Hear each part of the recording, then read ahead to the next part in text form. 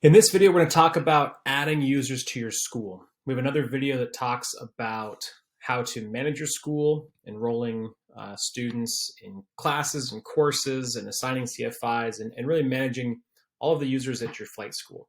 But in this one, we're going to talk about adding users and then assigning that person permissions. So to add a user, you click this Add User button on the right. And to get to this page, before I start, on the navigation bar, it's Users and Courses. So users and courses, and we're going to add a user right here. Either add a new user or add a Zoho contact. In this case, we're going to add a new user. Now, it won't let you hit this create button until it gets all of the information from you. So we're going to add Jane Doe, email Jane Doe,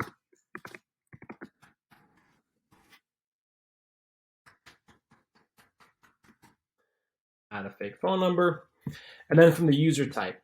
So the user type, right now we've got flight students, instructors, admin, and chiefs. The chiefs are given all of the permissions in our company settings, and the other students and instructors and admin roles have different types, but those are the main user types. If you wanted to assign that user type certain permissions, like if it was a mechanic or a dispatcher or something else, some other person who might have specific permissions needs, you can do that on a separate page. For right now, those are the only 4 user types that we have. So let's set this person as a flight instructor for now. So once we've filled in all this information, you hit create. Now that person, that Jane Doe, will be added to our list of users here. So if you wanted to find Jane Doe, since you just added her, you'd select her from your list of users. So you can search right here.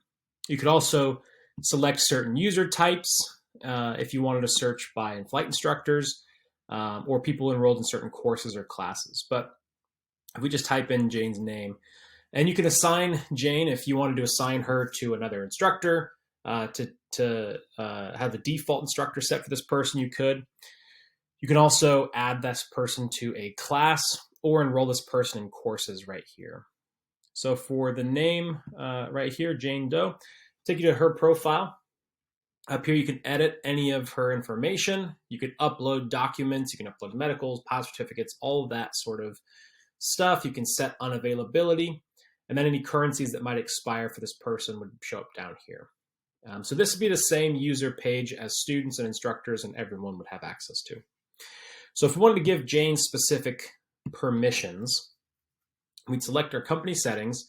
On this permissions tab, we've got many different permissions groups already assigned, but let's say she is an assistant chief. So we already have one of those profiles selected. So let's find Jane Doe, and we can choose to make her an assistant chief and give her those permissions. So if we select from our drop-down the permissions groups that we've already created, we can select assistant chief, and it's pre-filled with all of the different permissions that this person would be given access to.